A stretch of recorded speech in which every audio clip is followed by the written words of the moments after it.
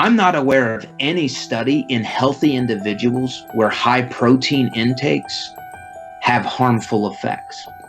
Now, let me also say this. If I'm wrong, I want to know, because I have a family, I have children. We eat protein liberally. I don't want to give my children, nor do I want to tell your followers, oh, eat all this protein. It's not going to be harmful. I don't believe it is, and I'm not aware of research to say that it is. But I don't want to be wrong. So if I'm wrong, I would love it if people would inform me that that's the case.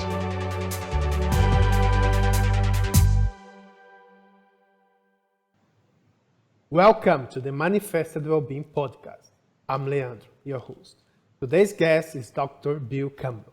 Dr. Campbell is the director of the Performance Physique Enhancement Laboratory at the University of South Florida. His research focused on improving exercise performance and enhancing physique through the synergism of resistance exercise, nutrition, and dietary supplements. Dr. Campbell, thank you very much for being here today. Yes, thank you for having me. I'm looking forward to this. Oh, it's great to have you here. And just as a matter of introduction, I would like to ask you if you could describe for me your working day at the university, things that you would do, your responsibilities there. Sure, yeah. So I'm the director of the Performance and Physique Enhancement Laboratory. And essentially what my research focuses on is I try to help people optimize their physiques within a maintainable lifestyle. And prior research focuses on sports nutrition, exercise performance, things of that nature. So on any given day, I would say probably 70% of my day is focused on research, either designing a study, writing a publication for a study, collecting data.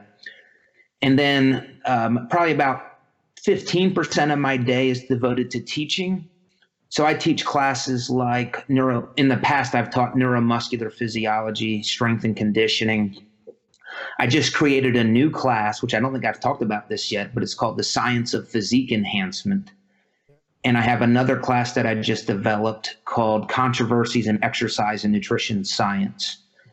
And then the rest of my day is administrative, answering emails, possibly meeting with students, going to committee meetings, things of that nature. So that's kind of a typical day for me. Oh, and you also acted as president for the International Society of Sports Nutrition. What were your responsibilities? How long did you act as president? Yeah, so I was the president for 3 years, and I think my term ended last year. So this is the first year that I have not been president of that organization. My main responsibility with that as president was to design the annual conference. So I would do the invitations for all the speakers, help them get their travel plans, confirm that their topics were appropriate for our meeting. And I would do some administrative stuff as well, like writing fellow letters, just general administrative duties, trying to promote the organization. And now I've transitioned into a role with the ISSN where I'm kind of the lead editor for our position stands. So I help manage those. Just to as a matter of introduction for our conversation today, as you know, my background is a bit of naturopathic nutrition. I transitioned for more sport nutrition. I also do martial arts, mostly Brazilian Jiu-Jitsu, and I did some judo and mixed martial arts as well, but mixed martial arts for less than 1 year. And I focus on increasing energy levels and improving body composition. Many clients on weight loss. And over the course of my career as a coach, I have found different,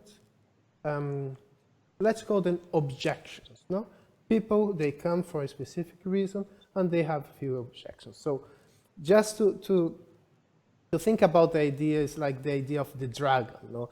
The dragon is this mythological symbol that is the manifestation of what we fear the most. It's like a reptile that can fly, breathe fire, and bring coals. But they also guard the treasure accessible only for those brave enough to confront it and determined enough to defeat the dragon. So I will ask you to be the dragon slayer, to slaying the dragon.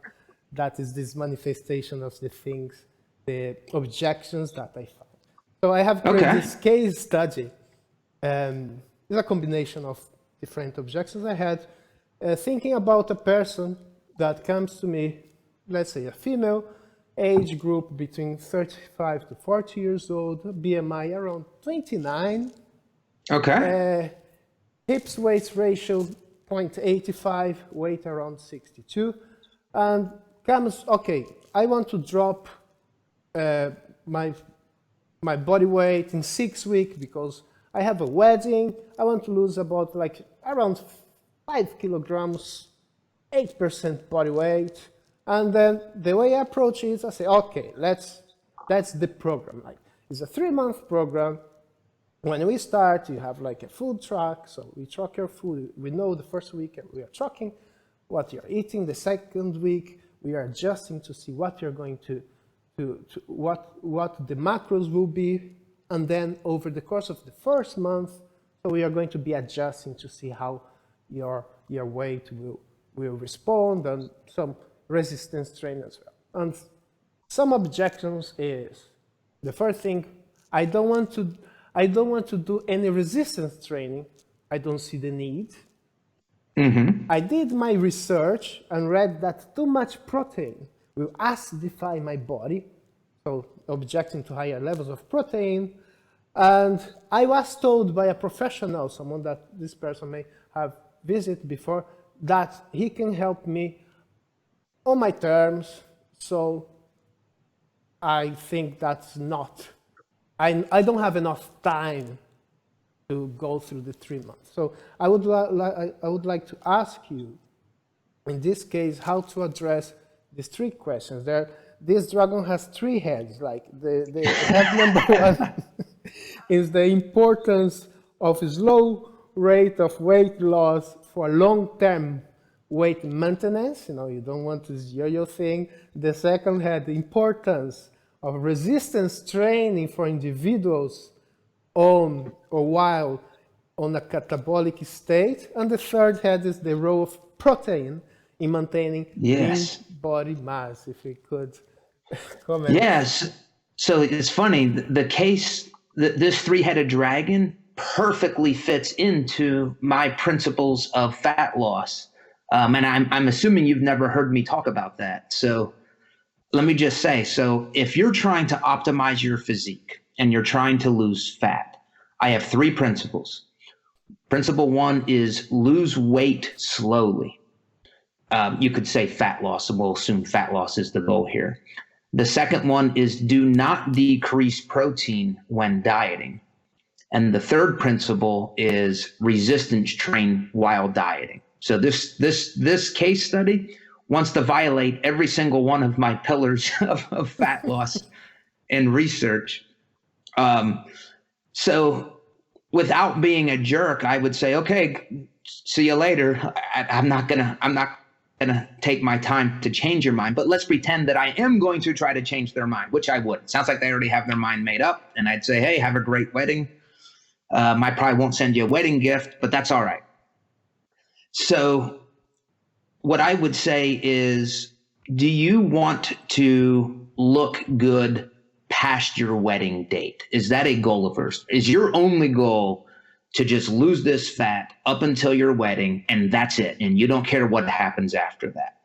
Because that's going to tie into that first pillar, which is lose weight at a slow rate. And so that point of it would be, okay, you've got, how long did you say we have, 12 weeks or 3 months? In this case, about 6 weeks. 6 weeks, okay. So I would appreciate the fact that this girl wants to get married, and I would say, okay, I will compromise my pillar of slow weight loss for your wedding. So I'll even give you a little bit of that because you're only going to get married once in your life. This is a very important day. So let's go a little faster than what I would recommend. And by the way, the maximal rate of weight loss that I recommend is 1% per week of current body weight. So I'm a great guy. I'll say, all right, let's go 1.5% for you. Again, this is a huge day for you. And again, if you're telling me that you care about your physique past your wedding date, now I'm going to say, if you're serious about losing body fat, you're going to need to increase protein intake or at least not reduce it during this diet phase. And the literature on that is consistent across the board. Obese populations, study after study after study. And even in lean populations, there's a handful of studies in lean people that have gone on diets or athletes. We see the same thing. A relatively higher protein intake causes less loss of muscle, and in some cases, you actually burn more fat by increasing protein. And then the last one is resistance training. If you want to have a better physique, resistance training is the mode of exercise that you should do. Now, if somebody says, well, I'm not willing to do that, my response would be, okay, then you're willing to live with a physique that's not as good as if you were to do that. But would you be willing to do any other type of exercise? Can we have you move to some extent? So it's not as good as resistance exercise, but can we stimulate movement in your body? But without question, let's try to lose weight slowly, about 1% per week. Let's increase your protein. And I actually give a minimum recommendation. I would say if you're dieting, you do not want to go below 1.6 grams of protein per kilogram of body weight per day. That's the floor. And then resistance training, again, just to optimize your physique. So that would be my conversation with this particular client. For the first point, for instance, in weighting loss in a short period of time, in the sport community, that's something that for people who are preparing for a competition and needs to drop huge amounts of weight for this specific moment. So in their cases that people want to, like in this case, this person wants to lose weight in a short period of time, you can always push or say, okay, you're going to go in a phase of caloric restriction. 1 week before we reduce your intake of fiber intake. We can even dehydrate you. Mm-hmm. And then, yes, you have this 5 kilos or maybe even more, but there are consequences as well because it can affect the energy level. It can affect for competitors is a big problem, like in the performance, and for a person as well to gain this weight in 1 or 2 weeks time, everything back psychologically. I believe that would have a negative impact psychologically because it's not a long-term solution. Yeah, and you said something that I wholeheartedly agree with. If this is an athlete, their performance is what matters. I have to do everything I can to protect your performance because that's essentially how they're making their living. So I'm gonna do everything in my power in helping that athlete to say, you may want to do this or you may have to do this, but we have to keep monitoring your performance, whatever that would be for that particular sport. And let's make sure that we're on the same page, that we want to protect as much as we can your ability to perform in your sport on that day. This is very interesting. Could you comment a little bit on difference if you have a person that, okay, for any reason, I don't like to do any kind of resistance training, would you recommend alternatives, running, fast walking, maybe cycling, but I don't know if cycling for the legs would be, yeah, maybe cycling as well. Would you recommend all the alternatives, and would these alternatives be as protective as weightlifting? And are we talking for a general client or an athlete? Yeah, for in this specific case study, for instance, the general population. Yeah, so if they're not willing to resistance train, yeah, my advice would be, well, what would you do that's exercise or physical activity? I want you to I want the muscle stimulated somehow. So if I had to choose the next best mode, it would be high intensity interval training if they're able to do that. And that's very taxing, psychologically difficult. Other than that, it would be, even before that, what do they like to do? Do you like to play soccer? Play soccer, please. Something to stimulate the muscle for movement. And then we're also getting that caloric deficit from that movement as well. So then we're not as hungry just from all of just reducing your calories. If the goal is to lose body weight and fat mass, that way we can buffer that a little bit. That's amazing. There are some questions still. I have some questions about protein that I'm making, not here, that we are going to come back here. But I would like to ask you to transition and talk about the finds on a study, the effects of high versus low protein intake in body composition for female physique athletes. Yes, yeah. Give an overview about this research, how it has been done. Yeah, and I just made a post on that study on my Instagram account today. So in that post, it was just a very short post on the muscle mass aspect. But let me back up and just talk about what we did. So we took females, and by the way, my research lab focuses mostly on female physique enhancement. We do some male studies, but the majority of our work, our dieting studies, is female focused. So in this study, we took females that were planning to do a physique competition within the next year, either bikini or figure. And to get into the study, to qualify, they had to have been resistance training for at least 3 months and deadlift 1.5 times their body weight for the deadlift exercise. So these females were not highly trained athletes. They had been resistance training, but only for 3 months in some cases. Now, some of them were more highly trained. So let's keep that in perspective as we look at the results. So what we did was we said, okay, we're going to randomly assign you to either a high protein group or a low protein group for 8 weeks. And during those 8 weeks, you're going to lift in my physique lab. So we're going to monitor everything that you do, every set, every rep. And you're also going to do 1 day per week of high intensity interval training. And by the way, the high protein group ingested 2.5 grams of protein per kilogram of body mass. The low protein group ingested 0.9 grams of protein per kilogram of body mass. So there's a big difference in the amount of protein.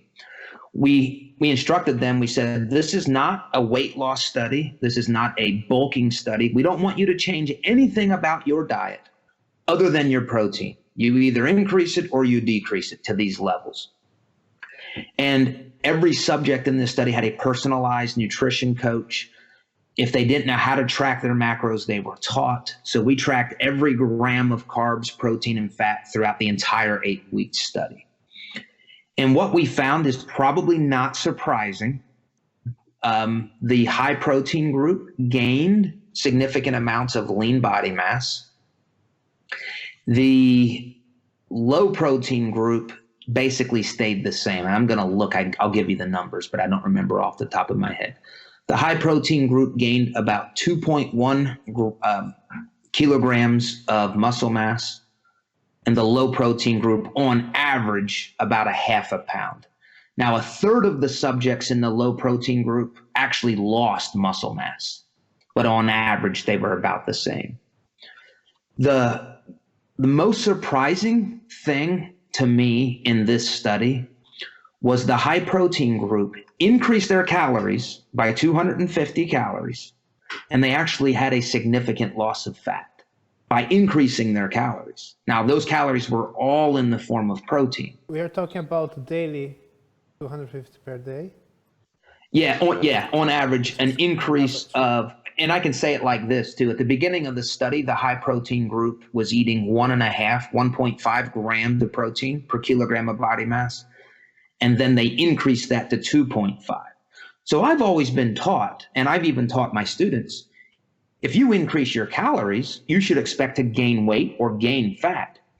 So this group did gain weight because they gained lean muscle mass, but they lost fat. Let me give you the numbers because I have them right here. They lost 1.1 kilograms of fat mass during these 8 weeks, which I looked at that and I said, wow, that's interesting. And then doing more research into that area, I have now found 4 different studies where they increase protein alone and fat mass is either lost or fat mass is not changed. And these are all, and I think the key here is these are all people that are undergoing resistance training. So that was the biggest shock to me. So this was the first study that we demonstrated in females. Higher protein is better for physique enhancement. You're going to gain muscle mass. And it doesn't mean you need 2.5 grams. It just means that was better than a very low amount. Could you talk about how did you measure the level of fat mass? What treatment, what method? Yeah, so we used a ultrasound. So we had an A mode ultrasound. That's how we measured that. One of the weaknesses at the time with that study is we were not able to assess body water levels. At this study we did about 2.5 years ago, I didn't have that capability. Now, every study that we do now, I also measure body water. So it could be that some of this 2 kilograms of lean body mass, some of that could have been water. Or a greater portion of that could have been water. So I can't sit here and say it was all muscle. I don't know because I didn't measure water levels. But rest assured, we do now. Okay, great. About the levels of protein and something that I have having conversation with people, and there's some urban myth that if you eat too much protein, you will get into metabolic acidosis. It's very bad for you. Or people writing articles as well that how protein will acidify your body, therefore you release protein. It's the things that I come across. No? And I would like to ask you about, first of all, let's say ranges of protein level, the minimum amount to maintain the balance in your body, the amino acid balance in your body, and the maximum amount, and over this maximum, what would be the consequences in terms of negative consequences for your health? Yeah, so based on the literature that I'm aware of, the ranges go as high as 4.4 grams of protein per kilogram of body mass. I'm familiar with Dr. Antonio's study. That was the highest amount of protein given in a research study in all time that I'm aware of. I'm not aware of a study where they've given more protein in that. They did comprehensive blood work in that study. They looked at AST, GGT, creatinine, and they did not report any adverse effects from very high protein levels. That lab also looked at like 3.5 grams per kg.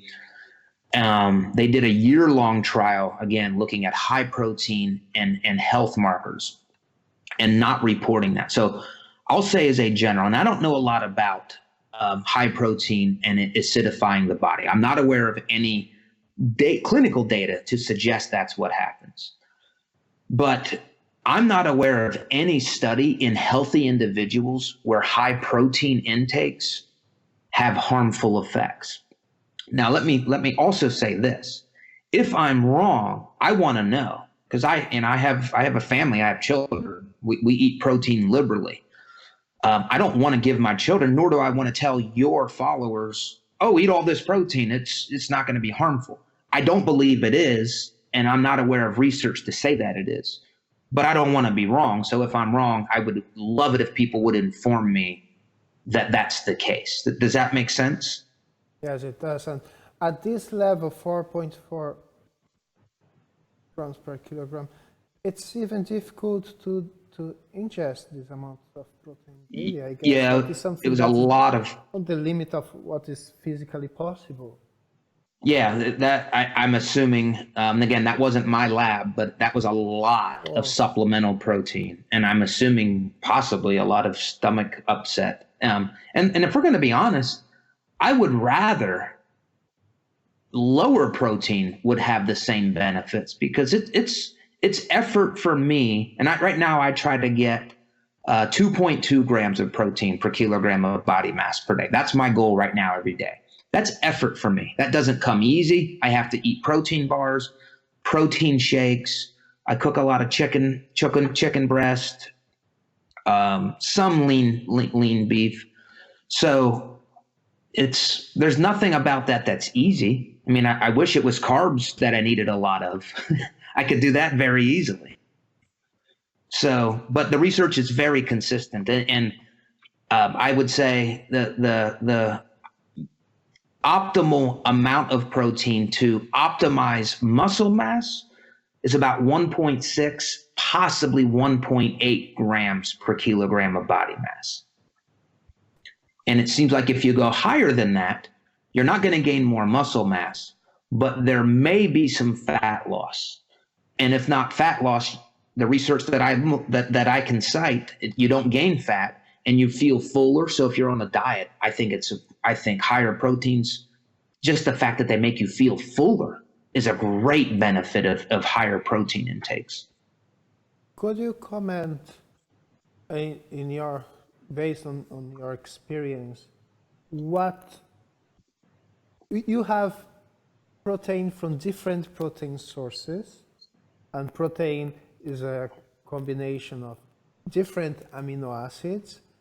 The body need a certain quantity of and variety of amino acids daily. So in this case, what would be the highest quality proteins against lowest quality proteins that you would look at in order to maintain high levels of daily protein intake? Yeah, and when I say all of these protein recommendations, I'm assuming that people are taking high quality sources of protein. And the easiest delineation is animal sources of protein. A low quality source of protein would be vegetable sources. Now, that doesn't mean you shouldn't eat vegetables. I think you should eat as many vegetables as you can. You just shouldn't don't focus on your protein needs from vegetables.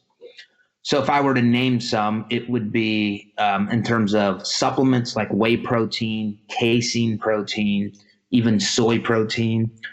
If we're going to talk about just high quality animal sources from whole foods, chicken breast, fish, lean meats, things of that nature.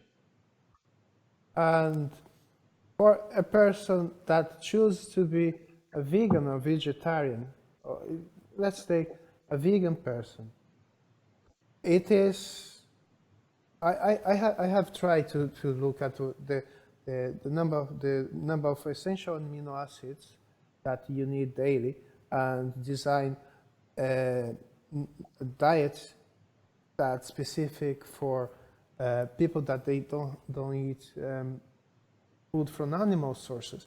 And I find it challenging to be able to create a variety and combination that daily you're having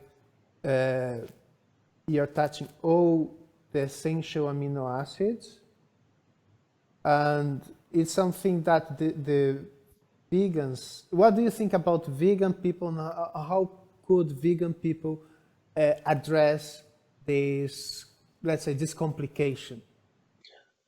Well, if I could assume, do you think that a vegan would be fine with soy protein supplementation?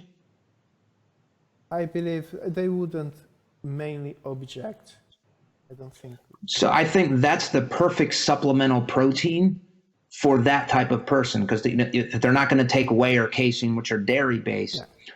Soy protein is a very high quality protein. Now, I don't think it's as good as whey or casein, but if I'm not willing to take them and I'm going to try to get these relatively higher levels of protein, I think soy protein is a great choice.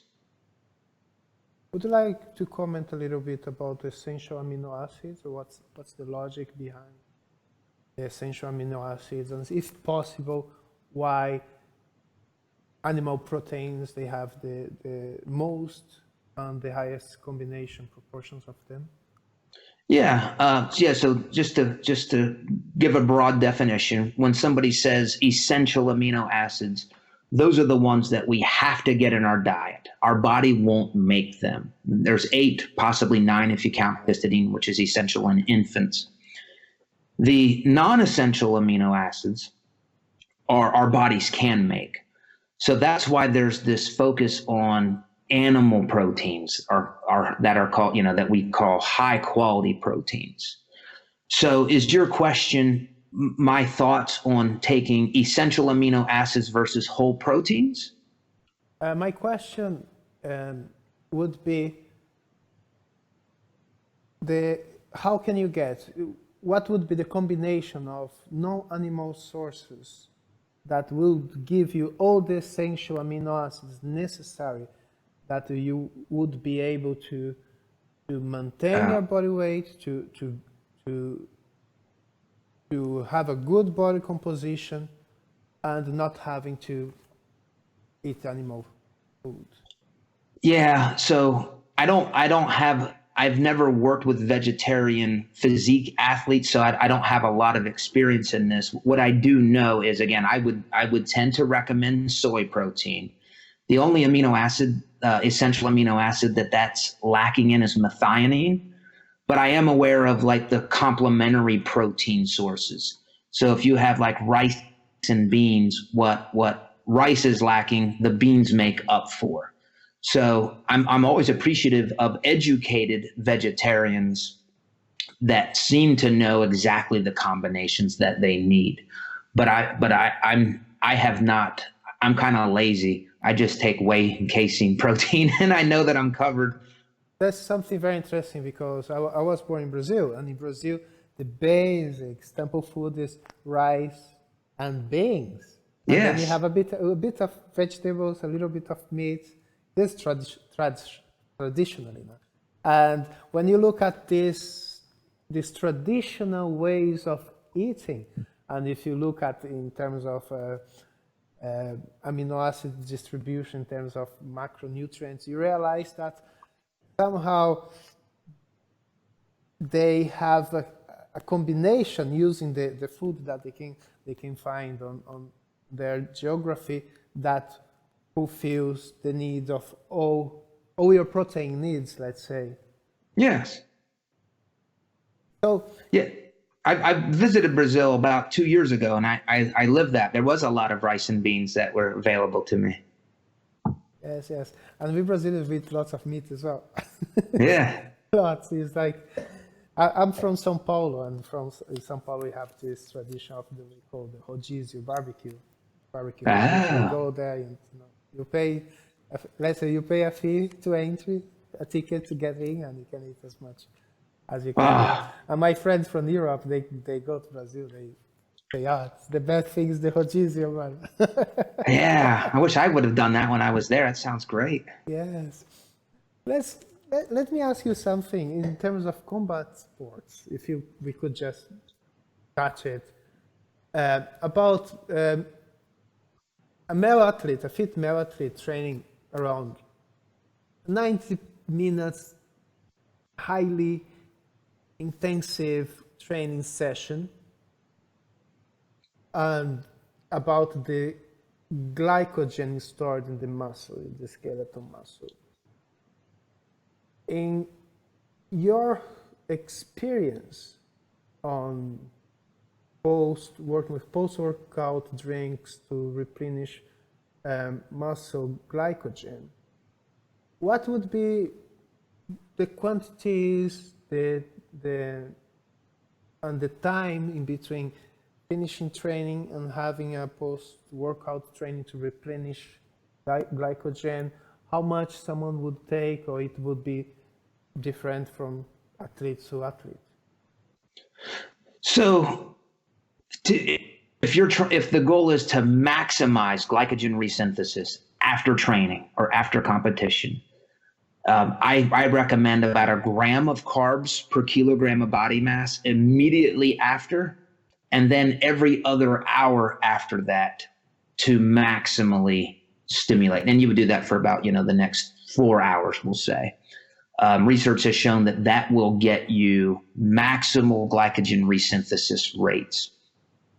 I would also say, though, if you eat a normal high carbohydrate diet, so breakfast, lunch, dinner, and snacks, there may not be a need to do what I just recommended, to take a liquid form of 1 gram per kg immediately after. That becomes very important if you have like a tournament style where you have 2 events in the same day and you're separated by like 4 hours or 3 hours in between your competitions. That's where that can become very important. And what's the impact of adding protein on this mix in terms of resistances? Is there any difference? So some of the research would suggest that adding protein to the carbohydrates will increase the rate of glycogen resynthesis. The other research would say it doesn't help with that, and I'm kind of torn on that. But here's my advice: after your workout, when you're going to ingest a carbohydrate supplement or beverage or whatever you're going to eat that has high carbs, I would always recommend also adding protein, even if it doesn't increase the rate of glycogen synthesis. It's gonna help you recover. And I'm fairly certain, and you won't hear me say this much, but every study that I've looked at where they measured muscle damage and the feeling of muscle soreness, and I want to say nearly every study I've looked at, when you add protein to the carbs, it improves those measures. It improves the subjective feeling of soreness 24 hours, 48 hours later, and even the physiological markers like creatine kinase levels are improved. So protein, even if it doesn't increase the rate of glycogen resynthesis, it will help with muscle breakdown and the feeling of recovery.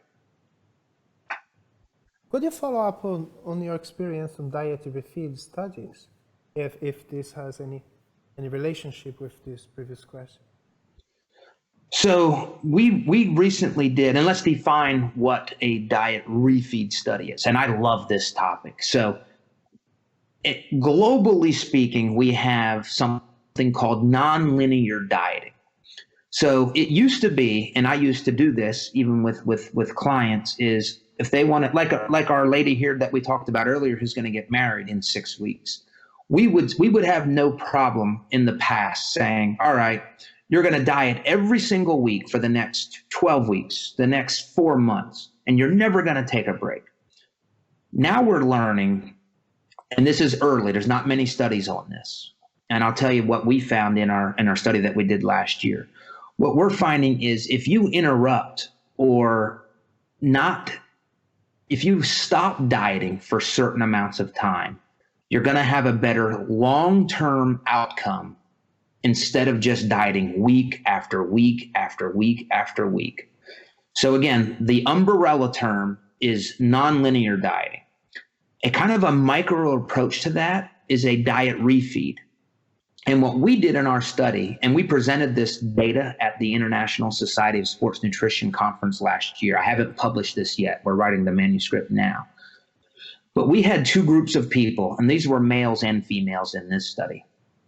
And we told one group, you're going to go on a diet for 7 straight weeks, and we're going to reduce your calories by 25% every day for 7 straight weeks. The other group, we said, you're also going to diet for 7 weeks, but every weekend, we're going to increase your calories by 25% or back to your maintenance levels. So what that means was during the week, Monday through Friday, that group had to diet a little harder. They had to cut their calories by 35%, so that at the end of the week, both groups had an average of 25% caloric reduction. So again, this concept on a short-term basis is called a diet refeed. And what we found after the 7 weeks was the group that kept interrupting their diet every weekend, they didn't lose muscle mass. The other group who never took a break, they lost a significant amount of muscle mass. The other thing that we found was in relation to their metabolic rates.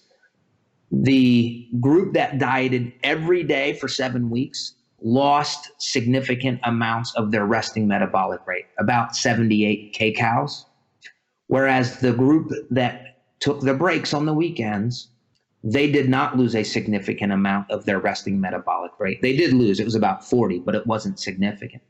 So what we found, and if you go back earlier to my pillars of weight loss strategies, I said, we want to maintain muscle, so you're going to resistance train. And the other way that we do that is with high protein. And by the way, in that study, we made sure everybody ate 1.8 grams of protein. The other reason that we do all of these things, eat high protein, resistance train, is to make sure that our metabolisms don't get suppressed. So this strategy of saying, hey, every few days or every weekend, we're gonna increase your calories back to maintenance levels. We now have data to suggest that this works. It helps prevent the bad adaptations that occur with dieting for long periods of time. Dr. Bill, just to interject now,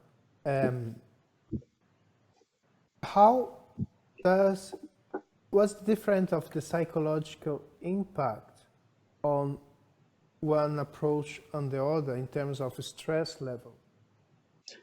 It's a good question. And to be fair, we did not measure any stress markers. We did measure leptin in a subgroup of subjects, but I'll tell you what I think. And I'm actually going to give you let me talk about the negatives of utilizing this, even though we didn't see this. If somebody is dieting and they're doing very well, and then you tell them, okay, now stop dieting and increase your calories, and then they do that. Well, what if now they have a hard time going back to dieting? Like that put them on a bad path. That there may be a reason to not do this for some people. To the point that you raised, which I think is very powerful, even though I don't have data to report, what I think is, my opinion on this is, if I know I'm going to get a break every weekend, I'm going to be much more motivated. I'm going to be ready to just hammer my diet again because I just had a break. I'm more motivated. I also fed my cravings.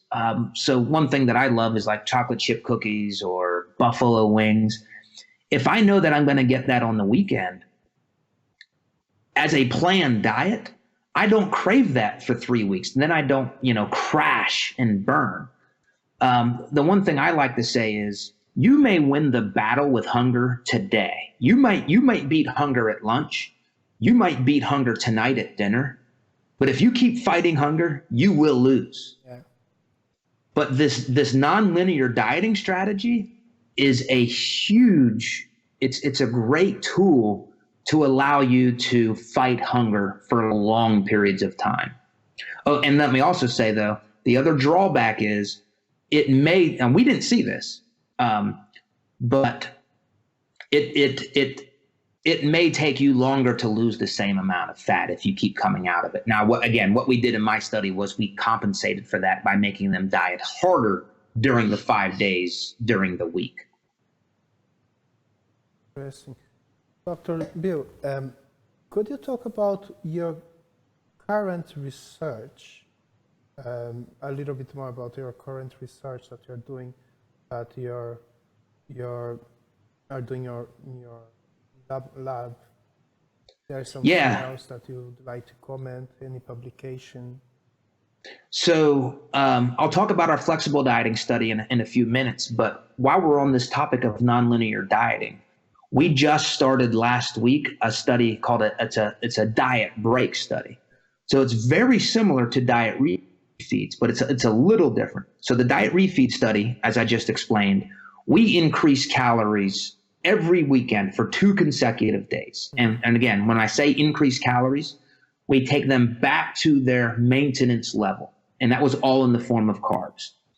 What we're doing now, and this is in females only, and these are resistance training females. Oh, by the way, in all of my studies, we have them work out in my physique lab. They lift weights. They're supervised. So we track everything, every rep, every set. They track every gram of carbs, protein, and fat that goes into their body. So we have very... Just to ask, I'm sorry, and the variation, so for me to understand, I'm just trying to break down how you're manipulating macronutrients.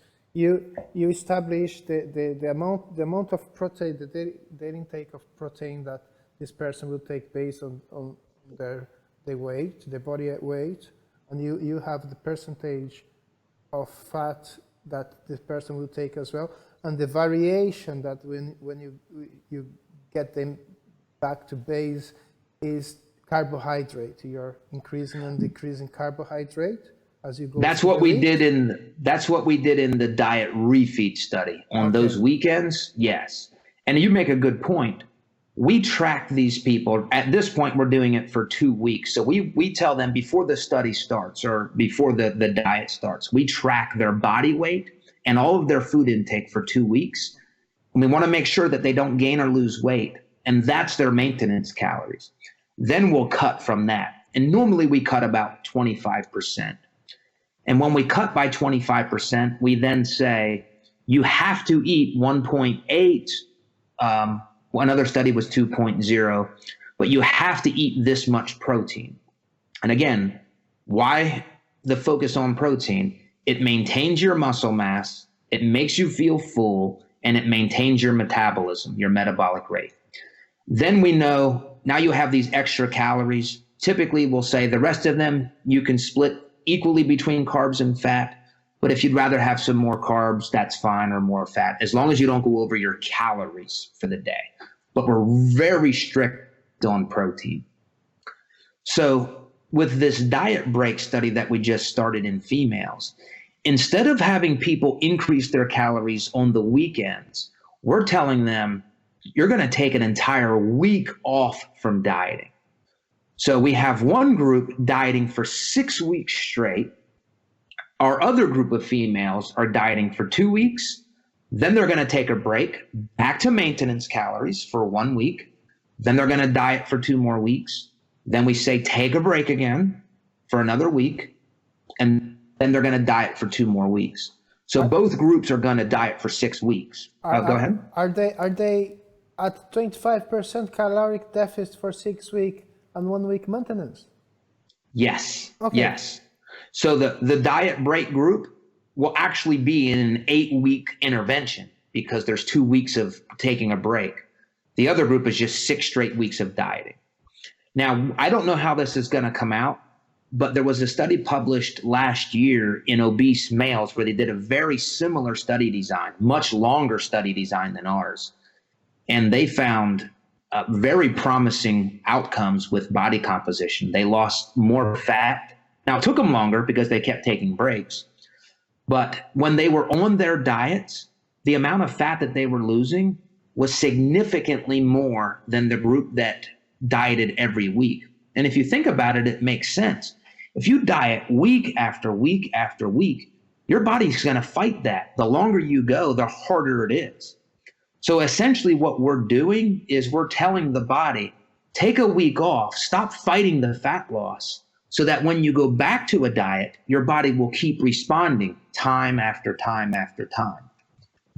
In this case, thinking about metabolic rate, if you have, in this case, 25% deficit, if you start with a person, on average, it could be individual, I don't know if there is some way to know, if you start with a person with a specific metabolic rate at the beginning of the study, you keep like at 25%, what would be the expectation that the metabolic rate of this person will change, will adjust?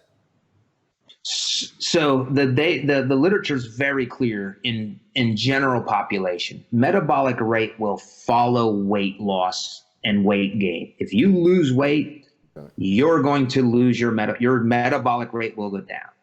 Now, me focusing on physique optimization, we're doing everything we can to maintain muscle mass. And remember, we do that two ways. We're going to make you resistance train. We're going to give you higher protein. So what we found in our studies is even if you lose weight, but we maintain your muscle mass, your metabolic rate is not suppressed as much as if you don't do those things. And again, that's the main difference that we do as a physique scientist. I'm trying to protect you for long term within a maintainable lifestyle. I want you to be able to lose fat for the next year, not for a quick 8-week crash diet. So we're very focused and serious about protein and dieting. And let me put this in a different context. When you diet, that's a catabolic state. Everything's being broken down. When we have you resistance train, well, now your body, in the midst of all of this catabolic activity, we're giving you an anabolic stimulus because you're going to lift weights in my lab. We're also going to give you higher amounts of protein. There's an anabolic nutrient. So we're trying to just keep prodding these anabolic bursts of activity or nutrients within an otherwise total catabolic environment, which is a diet. I'm sorry. And in this case, performance is performance a matter of concern as well?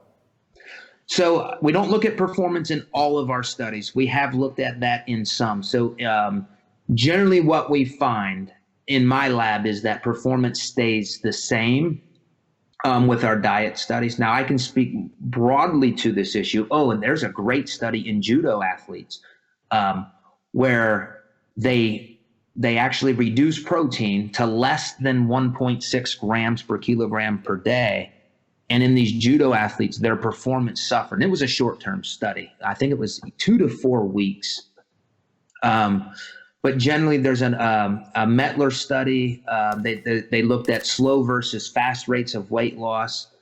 And basically, again, I don't mean to keep going back to my pillars, but when you violate those principles, if you try to lose weight fast, if you cut your protein, and if you don't resistance train, you're going to lose muscle mass and your performance will likely suffer, especially the longer that your diet goes. Excellent. I will ask you, do you have the name of this study about judo athletes? It would be something that would be very interesting. I don't remember the name off the top of my head, but I can email it to you. Please. Very interesting. Yeah, and I think it was I think it might have been a 40% cut in calories, and I think it was a 2 or 4 week study. But I have it. I can have it to you. And I mean, I don't want to sit here and search on my computer now, but it's in my personal library. It'll only take me a few minutes to dig that up. Thank you very much. I'm mindful of your time. I think we're still good. Maybe a couple more minutes if you have any follow-up questions. Okay. And let me just say again, thank you very much for having me on here. Thank you very much. I appreciate it. Yeah, my wife gets tired of me talking about my research to her, and you actually enjoy it. So this is great. I will be playing this back, and next time someone comes with the same objections, this big three-headed dragon, I will tell this dragon, listen to this recording. We have everything. Then we talk. Go there, listen to this conversation, then you come back to me and we can have a conversation. We can talk about that sounds good. Would you like to comment anything, just finish anything else about your current research, about any other publication, your lab, works you're doing? I'd love to. Well, one, I'd like to plug my Instagram account. I'm relatively new to Instagram, my account is at Bill Campbell, Ph.D. And as far as my lab, what we're going to start focusing on after this diet study is, and it's going to sound like I'm violating one of my own principles, but we're going to do some rapid fat loss studies. And we're still going to adhere to our principles. We're going to do everything we can to maintain muscle mass. We're going to do everything we can to keep your metabolism high. But I want to know, how much fat can we take off of a human being in a 2-week period while keeping protein high and resistance training? And my idea is, if these diet break studies keep reporting the same thing, when you do go on a diet, I want to be able to attack that diet part, that 2-week diet, with as much knowledge and strategies as possible to just shed as much fat as we can get off of somebody. So we're planning to do our first rapid fat loss study next spring, in the spring of 2020. And this is very important, very, very valuable for coaches as well, because there are cases when people, they have their specific time frame, and we have to adhere to their time frame and deliver as much as possible. However, when you go through fat loss in a short period of time, it's almost sure that there will be like a yo-yo some time later. It is something that is not a long-term thinking. And some people as well, in my case, because I try to stick to minimum 3 months, and all this process that is complex for some people, because you have to track what you eat, you have 1-2 weeks of adaptation, then have the second and third month to get the results. So some people, they want results faster. So if you had the tools, the knowledge that you experts provide to know, okay, there is the best or better practices, the best practices that you can deliver the best we can, as safe as possible, in a short period of time, that, with the best information available at the moment, at the present. So it will be very valuable. Yeah.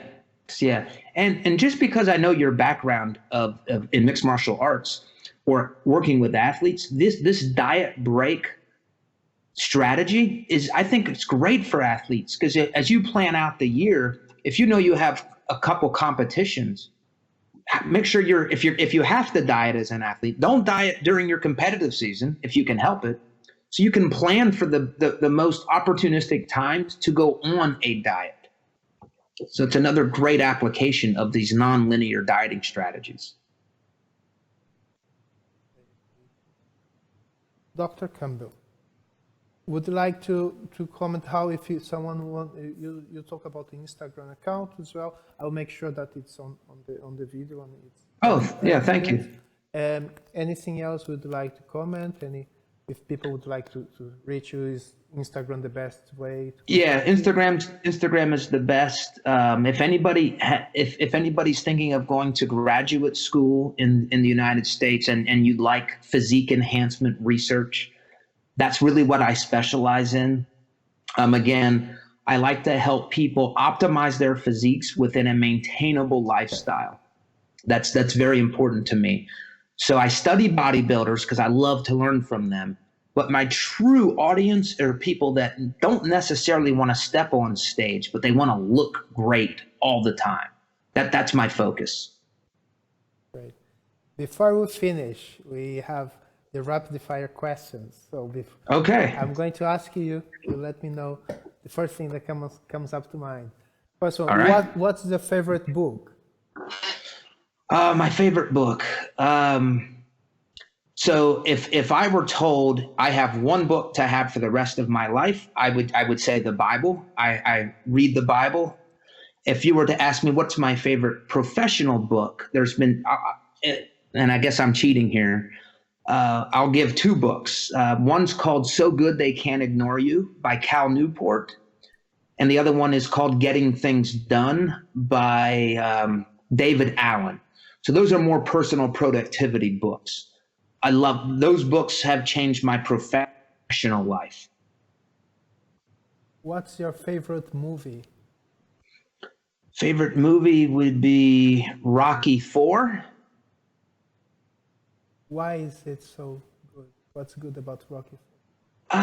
What I love about it is my research is very simple, and I'm just in terms of me as a person, I'm a very simple guy.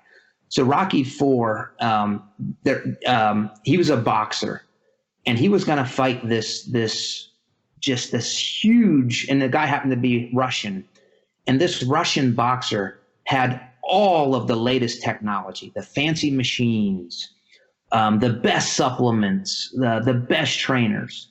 And he was getting all of this great technology.